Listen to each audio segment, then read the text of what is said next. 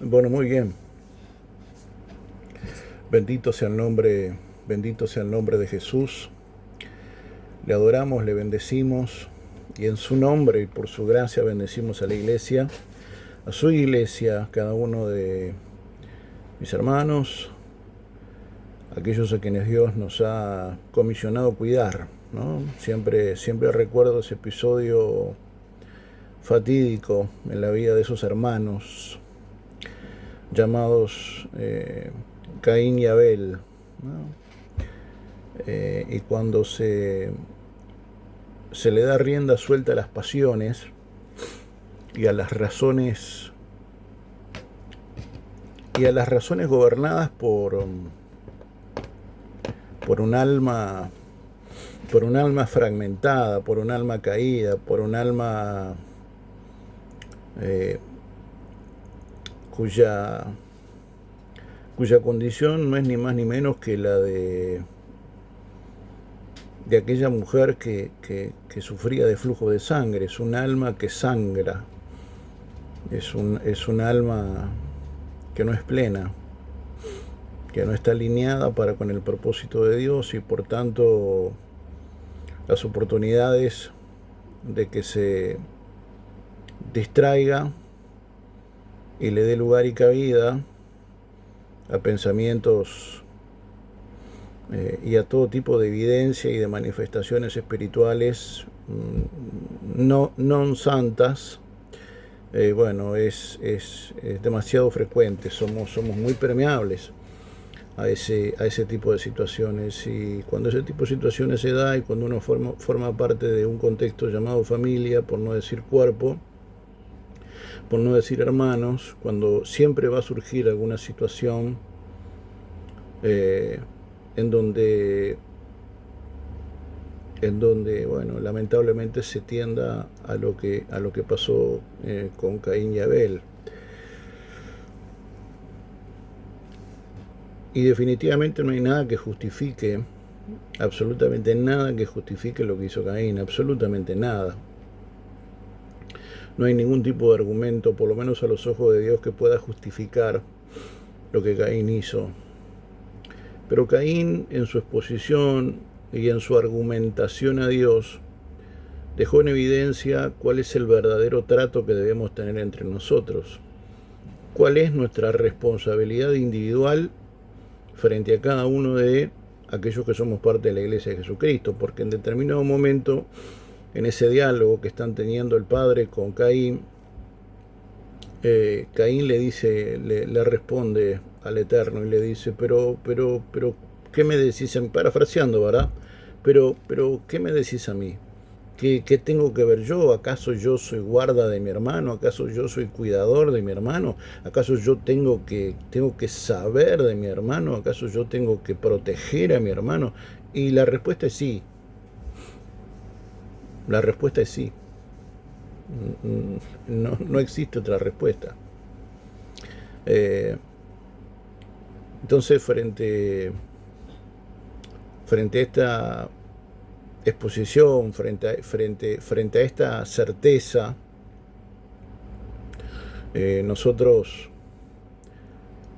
apelamos en esta temporada que la Iglesia pueda entender cuál es uno de sus roles más superlativos, que más allá de las responsabilidades individuales, más allá de las operaciones de carácter individual, más allá de las asignaciones de carácter individual, siempre va a haber, porque es inalienable una cosa con la otra, es inevitable que seamos parte de un todo y parte de la Iglesia de Jesucristo, porque la Iglesia nos trasciende a nosotros, más allá de que nosotros somos Iglesia.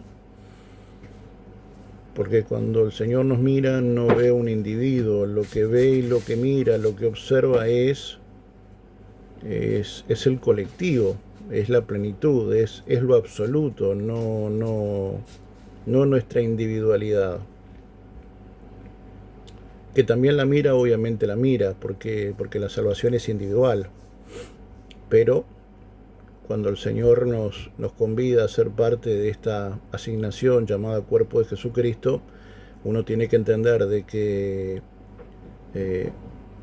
esa invitación, como toda invitación, tiene sus reglas, ¿no? Es como cuando te invitan a un casamiento y te dicen, bueno, vestimenta formal. No podés ir de bermuda y chancleta. No podés ir de vaquero y championes. Por más lindos que sean y por más caros que sean, tenés que ir, bueno, con una formalidad distinta. Y cada vez que el Eterno nos convida a ser parte de una formalidad, bueno, de ser parte de una asignación, de ser parte de un colectivo, de ser parte de ser parte de una funcionalidad, siempre existen legalidades, siempre existen formalidades. Y esa formalidad a la cual Dios nos invita cuando somos cuerpo es a la de ser guarda de nuestros hermanos. Hecha esta suerte de base y de introducción, en esta suerte de ciclos que nosotros hemos incorporado, llamados efemérides, fuimos alentados, no me gusta usar la palabra seducidos porque por alguna razón le atribuyo una connotación de carácter negativo. Seguramente esté yo equivocado, pero en esta suerte de asignación que entiendo y bajo esa consigna que es la de ser funcional al cuerpo de Cristo, es la de dar herramientas e instrumentos para que el pueblo de Dios pueda sentirse nutrido, pueda encontrar una respuesta, una dirección, una llave. Bajo esa consigna es que nosotros llevamos adelante esta suerte de ciclos de enseñanza, que intentamos que sean prácticos, y estas que son de carácter muy puntual y de una duración mucho más perenne, mucho más corta que las habituales, que le llamamos efemérides. Yo quise llamar a esta mientras Jesús duerme. Y ya probablemente el solo ejercicio del título o la sola mención del título seguramente ya a muchos por una cuestión de asociación ya habrán, valga la redundancia, asociado a qué me estoy refiriendo y cuál es el texto bíblico que en definitiva me invita a mí, y yo creo que es bueno que entiendas que también te invita a ti a poder recalar en ese texto. Un texto archiconocido, hiperconocido, que nunca está de más recordarlo y repasarlo,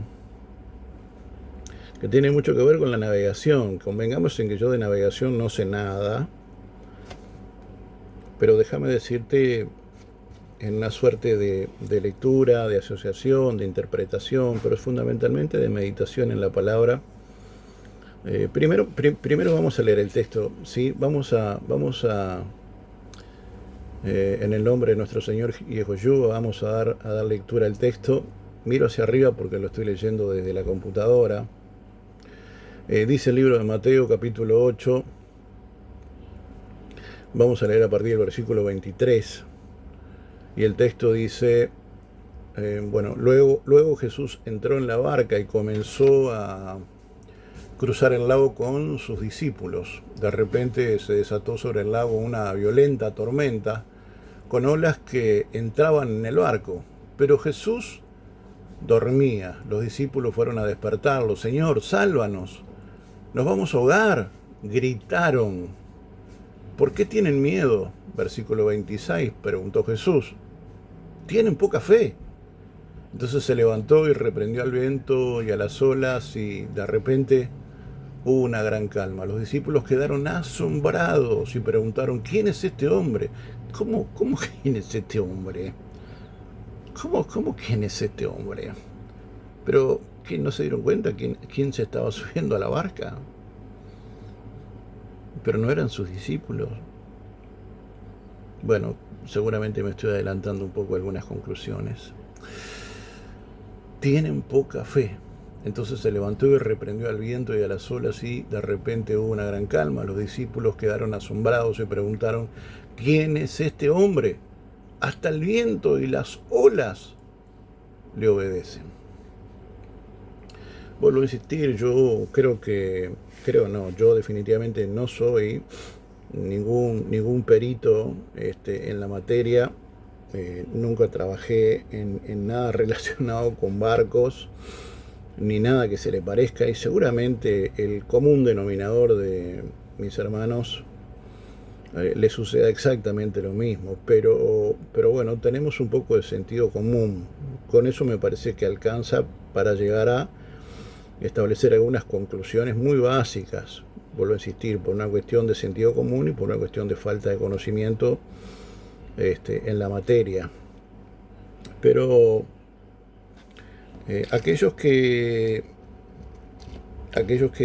seguramente en algún momento habrán tenido oportunidad de subirse a algún barco, ¿sí?, de mayor o menor envergadura, ¿verdad? Convengamos en que el barco al cual se hace mención en tiempo y en forma no tiene absolutamente nada que ver con las embarcaciones bueno, sepan perdonar, tengo perros, yo siempre les digo lo mismo, están en condición de ser regalados, así que aquel que los quiera me dice y yo con mucho gusto se los arrimo hasta la puerta de su casa. Pero dejando un poco ese tema a un lado, quisiera repasar una vez más esa definición en términos de tecnología, y además está decir que no tiene absolutamente nada que ver la tecnología de aquel entonces con la tecnología de este siglo XXI y en este 2025. Hoy tenemos embarcaciones de consideración gigantescas. Son ciudades flotantes, literalmente son ciudades flotantes.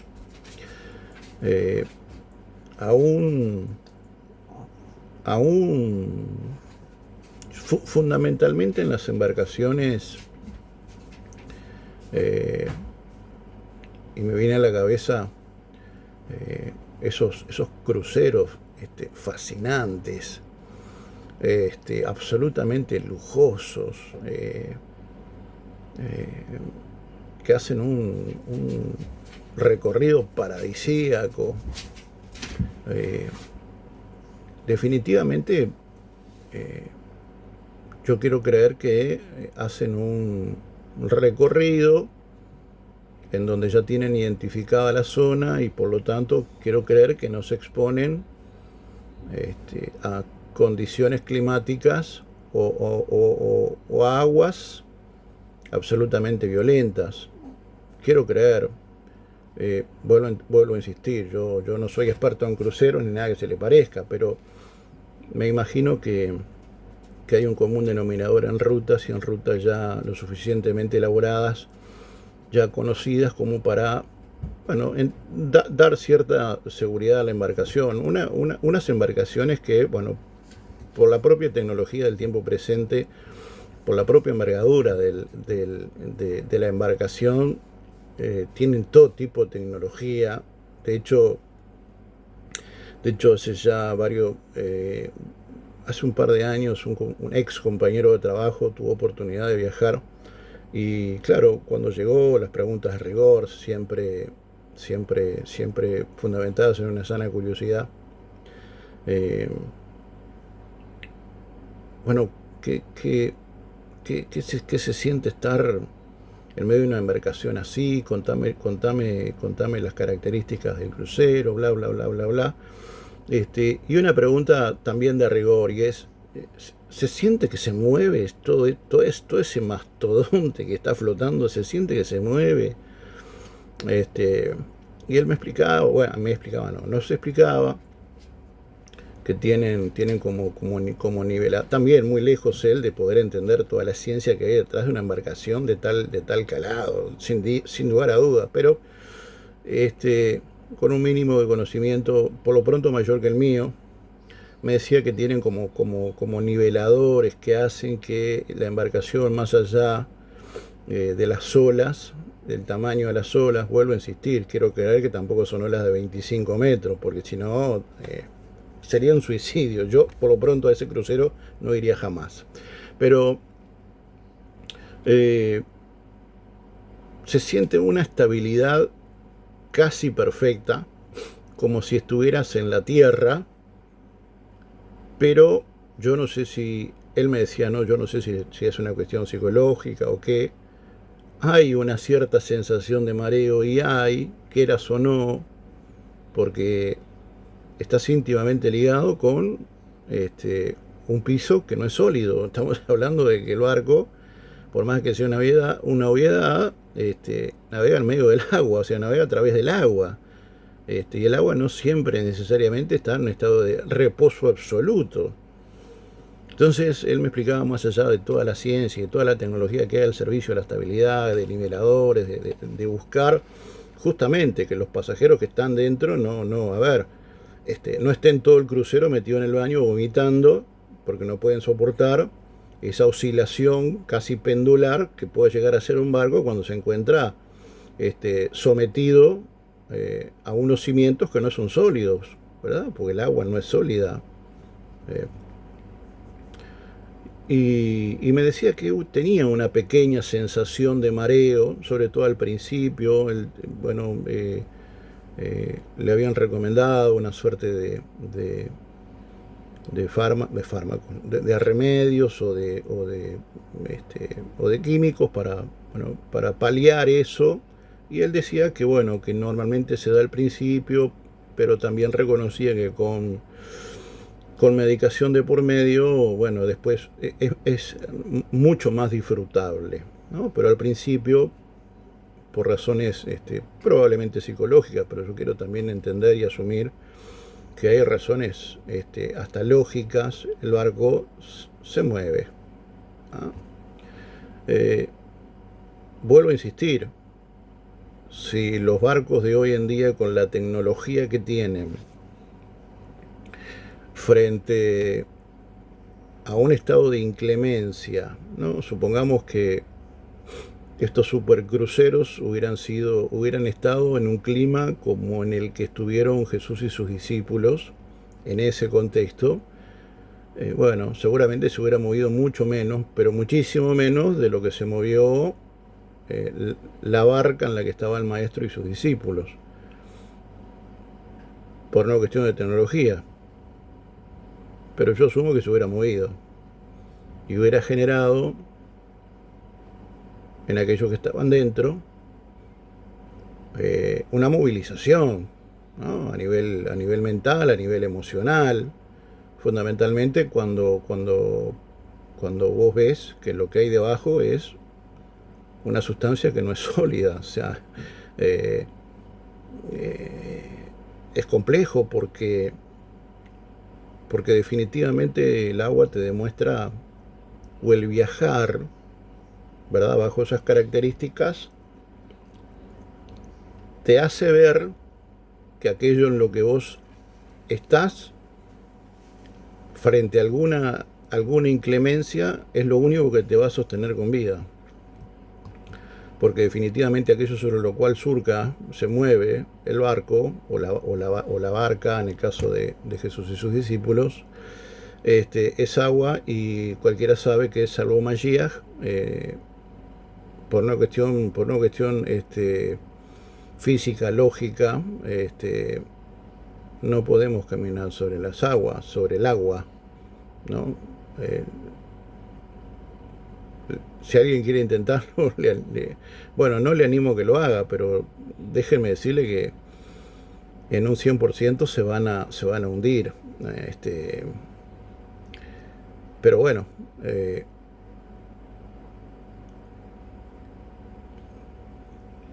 los tiempos son muy distintos, las tecnologías son muy distintas, pero hay realidades que son absolutamente eternas, porque los principios espirituales, los principios celestiales son principios eternos, porque son establecidos por el Eterno y por lo tanto tienen su propia condición. Y yo, meditando en esta palabra, definitivamente no puedo dejar de pensar que realmente la estaban pasando muy mal. La estaban pasando muy mal. Porque una barca aquel entonces frente a una tempestad como la que describe las Escrituras, definitivamente, en donde, bueno, dependiendo también un poco de la versión, pareciera ser más dramático o menos dramático. Yo creo que cualquier versión, cuando uno lo mira con cierta lógica, podría llegar a entender de que fue bastante dramático para aquellos que tuvieron que tener esa vivencia. Como muchos hermanos que hoy a lo mejor están teniendo vivencias que son absolutamente dramáticas desde el punto de vista lógico, racional, porque es absolutamente lógico y racional el poder ver, el poder percibir, el poder ser mojado por las olas, el ver cómo las olas golpean contra el barco, cómo la madera cruje pareciendo que se va a partir al medio, y demás está decir que ellos tenían muy claro que la única manera de sobrevivir era estando en medio de esa barca. El problema era que esa barca pareciera que estaba a punto de hacerse 1000 añicos por el nivel de tempestad que se estaba generando en medio de esa geografía, y por lo tanto debió haber corrido por la mente de todos que hasta allí muy probablemente iba a llegar su vida física en este mundo. Como seguramente le pasa a muchos hermanos o a algunos hermanos, seguramente no bajo estas mismas condiciones, bajo estas condiciones exactas, pero probablemente estén embarcados en alguna situación en donde no hay mucho cimiento sólido, en donde pareciera que perdemos el control absoluto de la dirección de la barca de nuestra vida y por tanto estamos sujetos a una tormenta sobre la cual aparentemente no tenemos ninguna posibilidad de modificarla, y por lo tanto, sumado a eso, vuelvo a insistir, que la violencia de la tormenta estaba haciendo estremecer la barca al punto de que muchos de ellos temían que se hiciera añicos y por tanto su resultado fuera terminar flotando boca abajo en algún lado de esta geografía. Yo quiero hablarles a esos hermanos.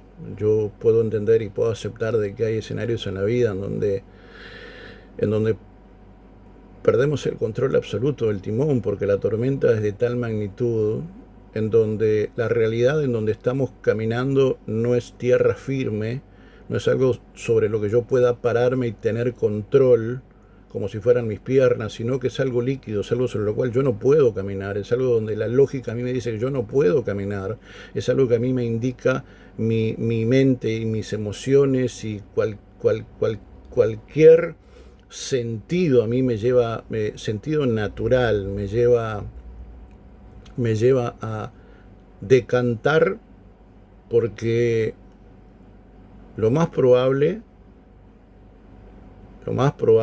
que frente a ese escenario el resultado inexorable sea la destrucción. ¿No? Claramente el estado de ánimo de esta gente era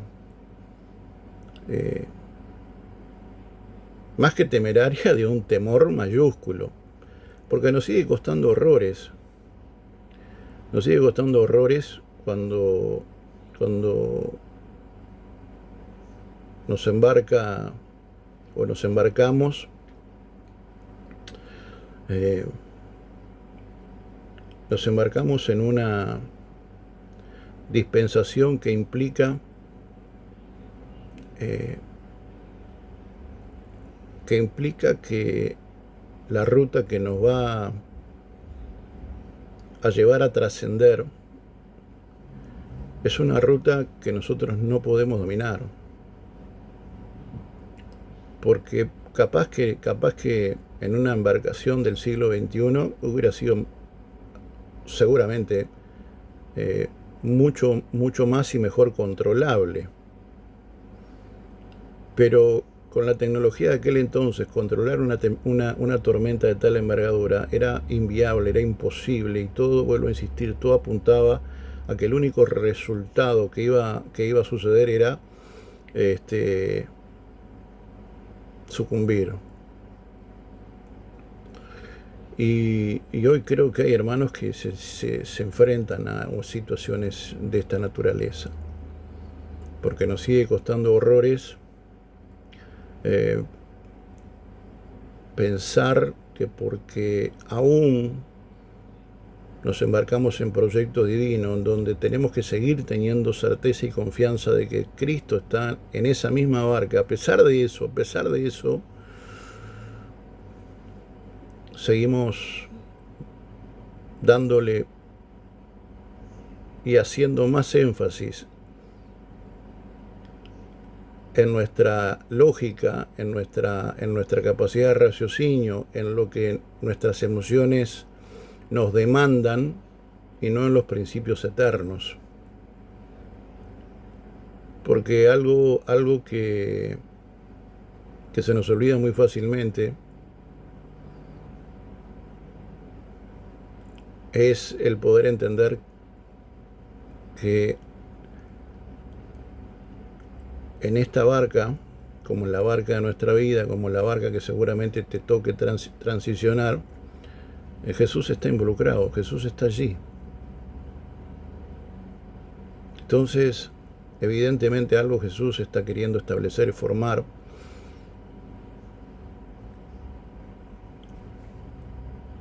en medio de un profundo silencio, al menos aparentemente de su parte. Siempre recuerdo una película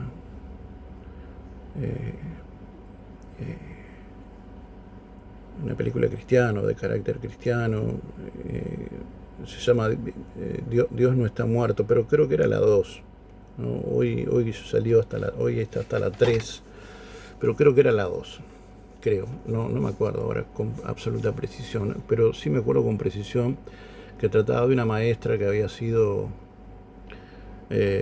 juzgada por las autoridades de la educación y de la institución de la cual ella formaba parte, y estaba a punto de perder todo, absolutamente todo, no solamente su trabajo, sino sus méritos, sino sus años de trabajo, por lo tanto su jubilación, su seguro médico, estaba a punto de perder absolutamente todo.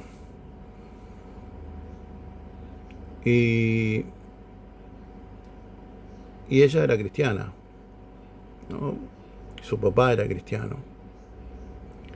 Y ella entra en un momento de desesperación. Yo me la imagino una de esas que estaban dentro de esa barca. Me la imagino una de esas que estaban dentro de esa barca, aún con Jesús, aunque durmiendo, aún con Jesús. Y esta mujer estaba absolutamente desesperada. Esta mujer estaba viendo y razonando desde el punto de vista lógico, racional, entendible, hasta básico en muchos aspectos, cuando se trata de aspectos naturales. Estaba a punto de perderlo todo, absolutamente todo en su vida. Sus sueños, su esfuerzo, todo. Y quiero hablar de a vos, que probablemente crees que estás a punto de perderlo todo. Que lo único que ves es que no podés no podés caminar sobre tierra firme, porque las circunstancias que te tocan vivir ni siquiera son arenas movedizas, es agua. Y nuestra mente permanentemente nos dice que ningún mortal, salvo Yehoshua, puede caminar sobre las aguas. Y por allí, cuando nuestra mente se somete ante la voluntad humana, ante la voluntad de esta naturaleza caída, bueno, las emociones empiezan a hacer campamento, ¿no? El miedo hace campamento, la duda hace campamento, la incredulidad hace campamento. No solamente hacen campamentos, hacen hasta fiesta dentro de nosotros. Por eso Cristo decía y nos alentaba y nos exhortaba a renovar permanentemente el espíritu de nuestra mente. De esto hablamos un poco en una exposición anterior.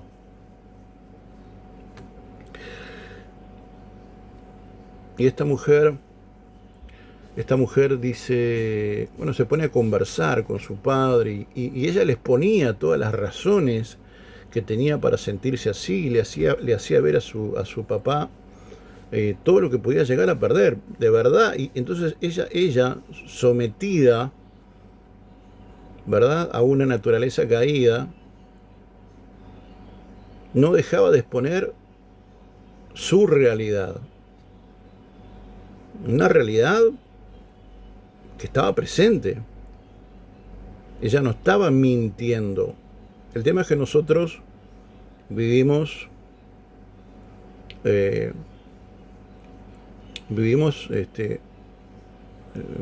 ver cómo explicarlo.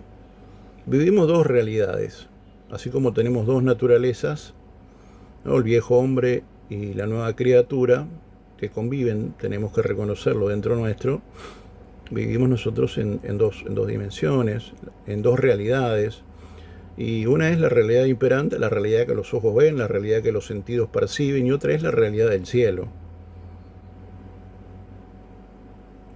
No tengo que decirles cuál es la que debe de sojuzgar, porque una siempre tiene que sojuzgar a la otra. Que no es fácil, no es fácil, pero es lo correcto. Entonces vuelvo a insistir, me imagino a esta mujer siendo parte de uno de los discípulos de Cristo, estando dentro de esa barca, como probablemente muchos de nosotros hoy estemos dentro de esa barca. Y esta mujer argumentaba todo lo que podía llegar a perder en el caso de que saliera lo que ella suponía que iba a salir, porque todo indicaba que ella iba a perder, es decir, que la barca se iba a romper y que todos iban a morir ahogados. Y su papá la mira y tiene una frase maravillosa, la verdad, que para hacerle un marco y colgarla en la pared. Le dice, me extraña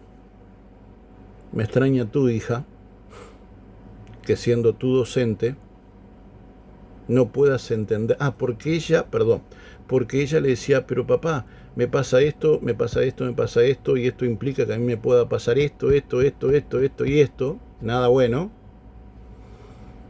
Y lo peor de todo es que no siento a Dios, no escucho a Dios. Yo siento como que Dios no está presente. Y eso me está matando, ¿no? Que es básicamente lo mismo que sentían los discípulos de Cristo que estaban en esa barca. Porque no tengo que volver a leer que Jesús estaba durmiendo. Y si dormía, no le estaba dando indicaciones a nadie, por no decir que no estaba hablando.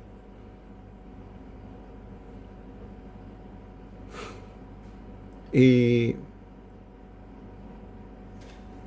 el padre vuelve a insistir en esta frase digna para enmarcar. Le dice, pero me extraña tu hija que siendo tu docente, no sepas que cuando el maestro está impartiendo una prueba, cuando el maestro está dictando un examen, los alumnos están dando el examen los maestros estén haciendo silencio. Me extraña tu hija que siendo docente, que has tenido probablemente cientos de exámenes que dictar, no tengas claro que cuando vos, por no decir el maestro, estás dictando un examen, no entiendas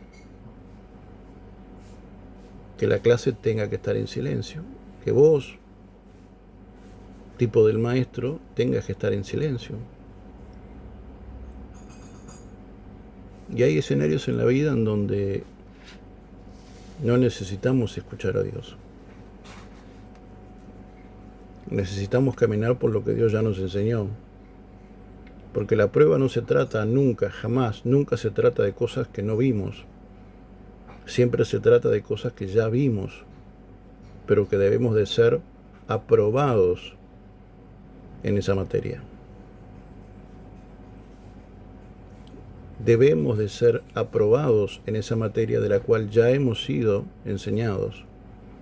Si nosotros no aprendimos o no, bueno, eso lo va a decir el resultado del examen. De más está decir, y con esto no estoy acusando a nada, ni diciendo que yo soy mejor que nadie, ni nadie se le parezca, pero es simplemente una observación de la realidad, y es que de más está decir, es que ninguno de los discípulos de Jesucristo entendió que estaban en medio de un examen y que entendió que el maestro tenía que hacer silencio.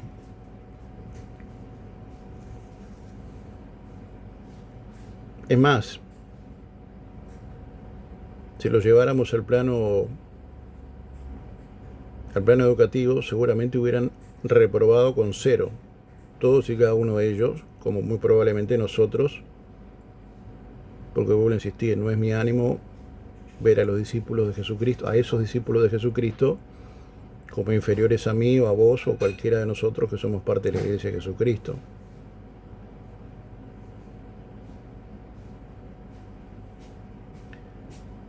Pero lo que sí puedo entender, por una mera cuestión de descripción y de comprensión lectora, es que ninguno de esos discípulos seguramente hubiera aprobado el examen.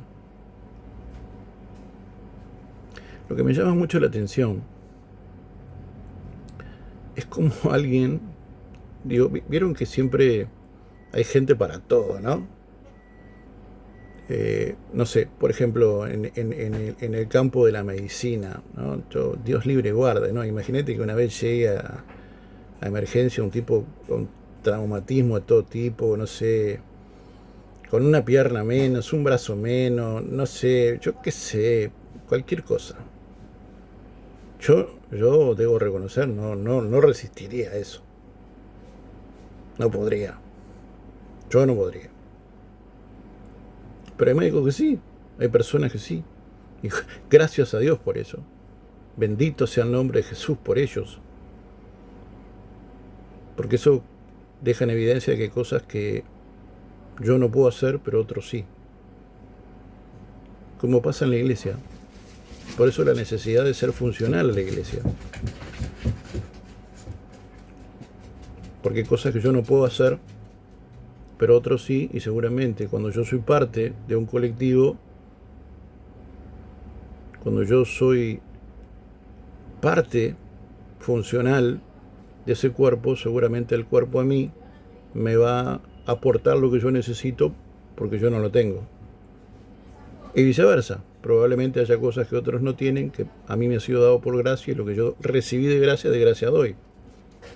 Por eso la necesidad de pertenecer a, y no estoy hablando de denominaciones ninguna, digo el cuerpo de Jesucristo.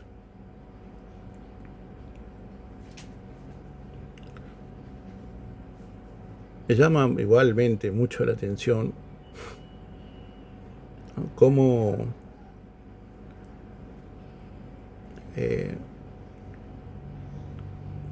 Jesús, frente a una tempestad que prácticamente rompía la barca, ¿no? Vuelvo a hacer esa vana comparación entre un barco de hoy y los barcos de aquel entonces, ¿no? Me decís, bueno, estás metido en un barco con toda la tecnología del siglo XXI, ¿no? En pleno 2025, me pones a mí en medio de esa tecnología y bueno, está, capaz que sí, no se siente tanto, ¿no? El movimiento del mar, ¿viste? No tomas conciencia, dormís tranquilo, pues sería probablemente mucho más difícil si el barco se mueve de una manera pendular, permanentemente, al menos para mí. Pero a pesar de que la barca prácticamente se rompía, no lo digo yo, es lo que yo leo entre líneas, es lo que a mí me muestra este texto, al borde de que ellos estaban en un ataque de pánico salvaje,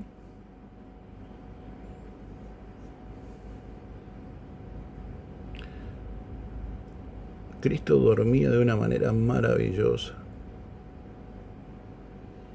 hermosa.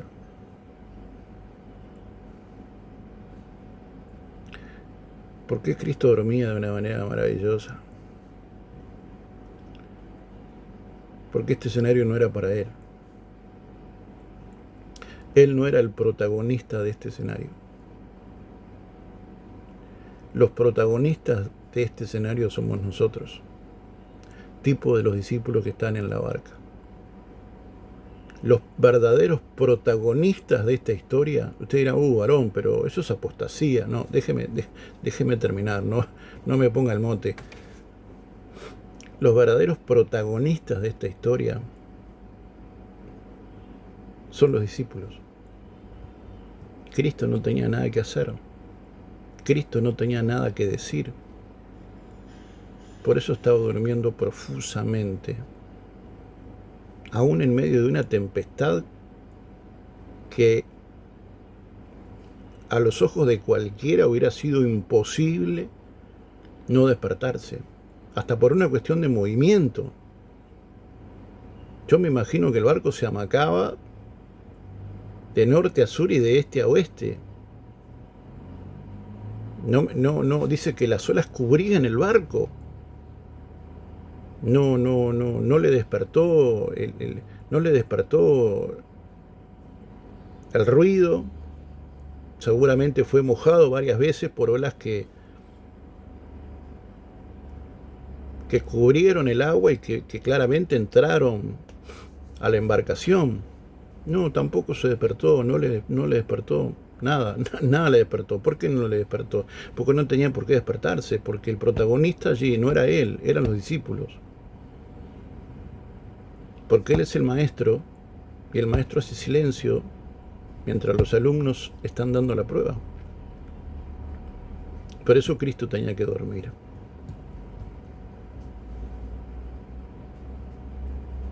Por eso Cristo tenía que dormir.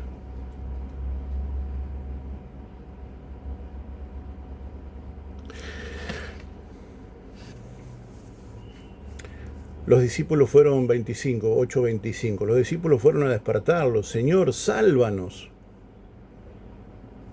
Nos vamos a ahogar. O sea, yo creo que bien no la estaban pasando, ¿no? Yo creo que el peligro era real, ¿no? Como hay muchos o muchas que están teniendo hoy o viendo su situación con ojos de peligro real.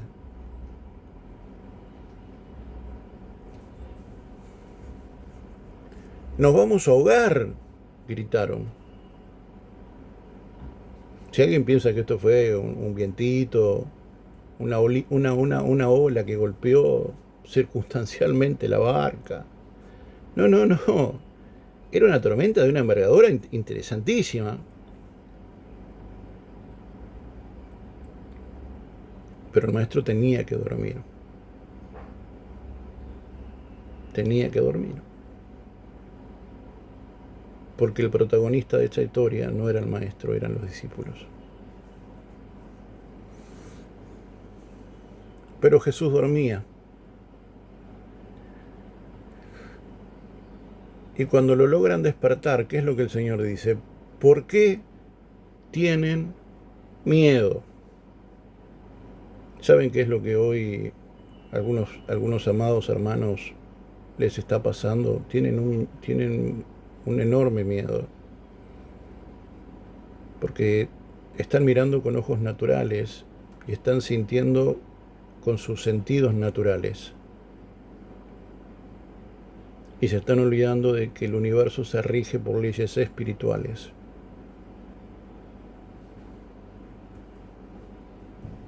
Y no por leyes naturales, necesariamente.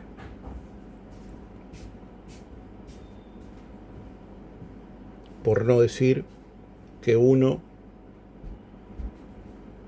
tiene injerencia sobre el otro.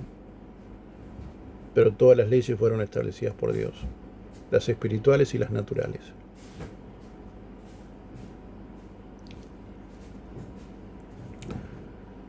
¿Por qué tienen miedo?, preguntó Jesús. ¿Qué es lo que en este tiempo algunos hermanos están viviendo? Miedo. ¿Por qué? Porque miran que la situación para ellos es incontrolable, porque no están haciendo pie, porque sencillamente el piso sobre el cual se están moviendo ni siquiera es tierra, es agua.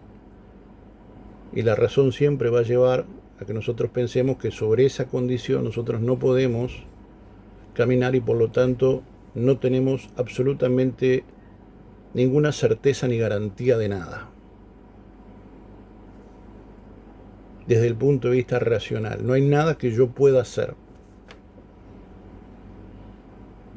porque yo no voy a hacer pie en medio de una situación en donde mi piso es agua.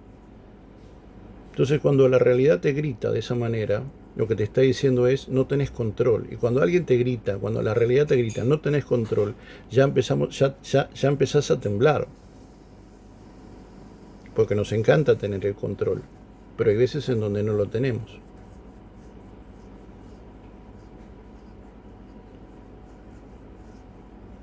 Y sumale al hecho de que la realidad te muestre que no tenés control, sumale a eso el hecho de que estés en una condición o situación que puede llegar a ser mortalmente peligrosa mientras el maestro duerme. Pero cuando Mashiach se despierta, lo primero que le dice es: muchachos, han sido avasallados por el miedo, están siendo conducidos por el miedo, ustedes miran miedo, hablan miedo, transpiran miedo.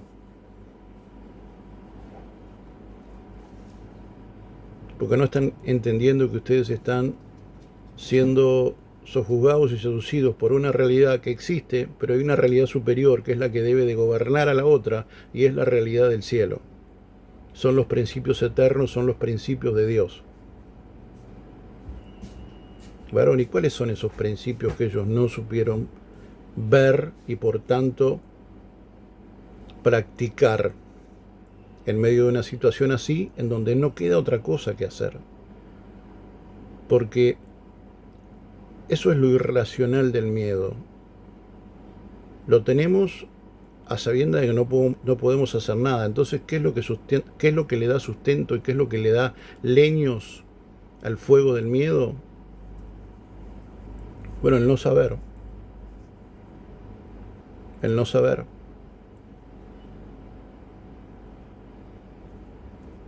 Es un poco contradictorio, pero ya me voy a explicar. Versículo 26. En este mismo versículo está todo. ¿Por qué tienen miedo?, preguntó Jesús. Tienen poca fe. Dijimos que el miedo se alimenta de la incertidumbre.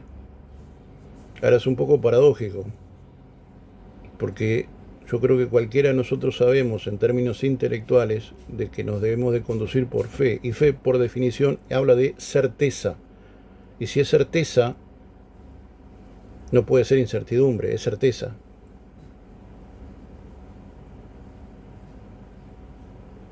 ¿Me explico? Es certeza. Esos estaban conducidos y estaban retroalimentando al miedo con incertidumbre, cuando Dios les estaba diciendo: muchachos, están puestos en esta barca, en este contexto, en esta situación, en este día, para que entiendan de que hay principios que tienen que sostener y sustentar en cualquier aspecto de la vida, ese principio espiritual se llama fe, que forma parte de la gobernanza de Dios, que forma parte de la legalidad de Dios, porque Dios se maneja por principios o por leyes, como quieras. La ley es un principio de Dios. La fe es un principio de Dios, perdón. Y los principios sobre los cuales ellos debían de caminar en esta temporada era la fe, que es una certidumbre, no una incertidumbre. Por lo tanto, estaban partiendo de una premisa equivocada. Y cuando alguien parte de una premisa equivocada, lo más probable es que termine en un lugar equivocado.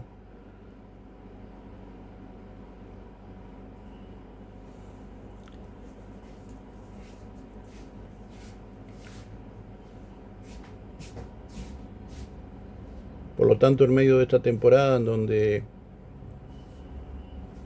todo es incertidumbre, donde caminamos sobre las aguas, por lo tanto no tenemos certeza y seguridad de nada, porque todo depende de otros menos de mí. ¿Y cómo nos cuesta eso? ¿Cómo nos cuesta eso?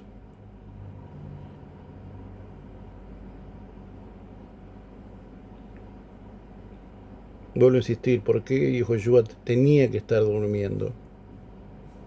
Porque el protagonista de la historia no era Jesús, éramos nosotros, somos nosotros, somos nosotros.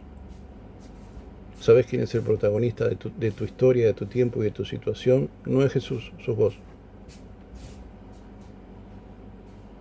Sos vos.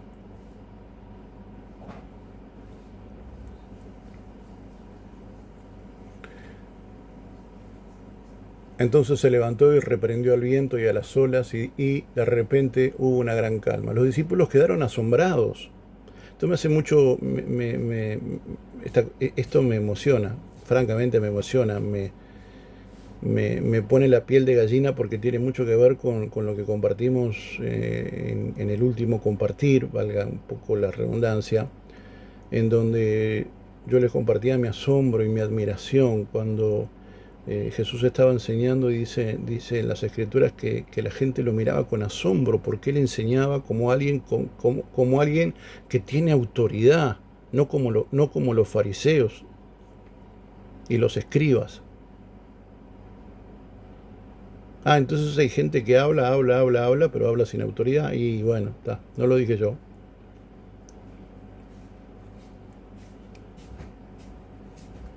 Habla como quien tiene autoridad. Qué maravilloso eso. Dios quiera que el día de mañana la gente pueda mirarnos, pero no a nosotros, necesariamente. Y pueda decir, che, pero siento que no es él hablando, siento que es el maestro hablando a través de él, siento que es el maestro hablando a través de ella. No siento que sea él, yo siento una presencia que no puede venir en ningún mortal, sino que puede venir solo del Eterno. Qué lindo sería eso. Qué bueno sería eso.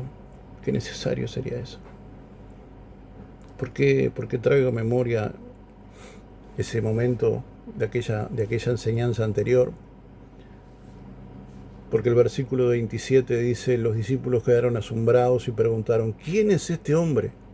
Hasta el viento y las olas lo obedecen, se sujetan a él. ¿Quién es este hombre que puede hacer estas cosas absolutamente sorprendentes? ¿Quién es este hombre que tiene autoridad para hacer callar al viento y a las olas? Otra vez más el Señor enseñando que el que tiene autoridad sobre cualquier escenario es Él. Pero Él no tiene que hablar. Él no anda por allí caminando con una pancarta diciendo yo tengo autoridad. Porque de hecho ya lo hizo.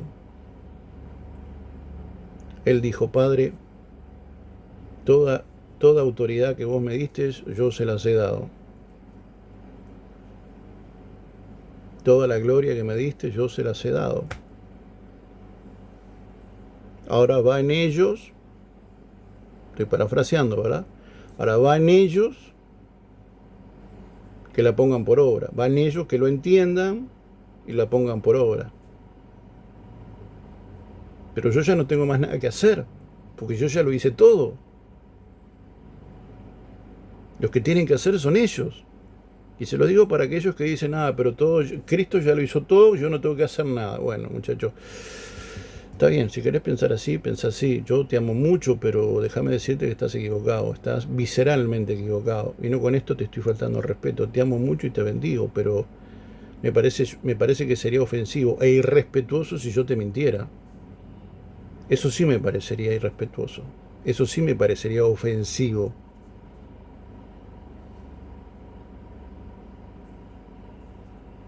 Jesús tiene que callar en este tiempo. No porque sea malo, sino porque el protagonista de esta historia sos vos. El que tiene que manifestar lo que ya te fue dado sos vos. Por eso quiero bendecirte. Les pido al Padre que guarde tu vida. Le pido al Eterno que renueve el espíritu de tu mente. Y déjame, si querés pecar de egoísta, pero yo le pido a Dios también que me guarde, que me proteja de toda retaliación, de toda enviación inmunda, de toda manifestación satánica, que el Eterno me guarde, me cubre a mí, a mi familia, a mis hijos, a mi esposa, nuestra casa, nuestros sueños, nuestras finanzas. Que Dios los guarde, que Dios nos bendiga, que Dios nos proteja, que Dios establezca su bien, que Dios nos guarde de toda influencia demoníaca, porque cuando uno comparte, imparte este tipo de cosas, a veces suceden cosas. Y como yo no tengo certezas,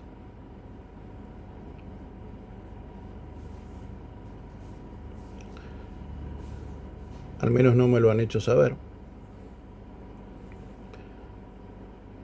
de que oran por nosotros, por lo menos permítanme orar yo por mí y por los míos, porque hay una urgencia de compartir estas cosas.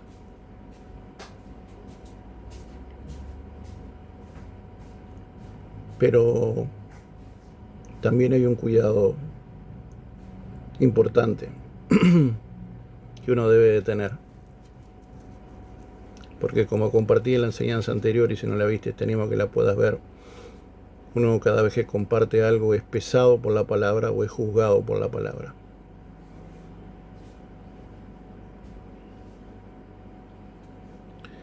Y muchas veces, por no decir siempre, tiene que guardarse porque si hay algo en lo que no gasta el infierno es en pastillas para dormir. Así que bendito sea Dios.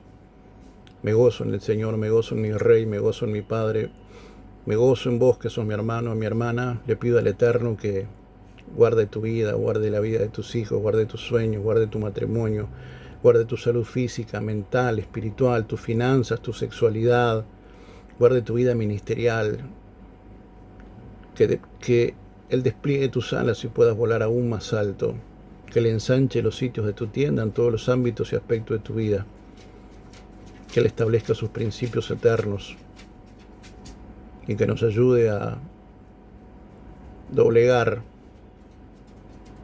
esa naturaleza caída para poder vivir bajo la condición del nuevo hombre, que la condición del nuevo hombre sí, solo sí, se reafirma cuando caminamos en dirección de lo correcto, y lo correcto es Yehoshua, lo correcto es el carácter de Yehoshua, lo correcto es el Mesías. Por eso yo bendigo a mi Señor, le doy gracias y te bendigo. En su nombre y por sus méritos te digo Shalom.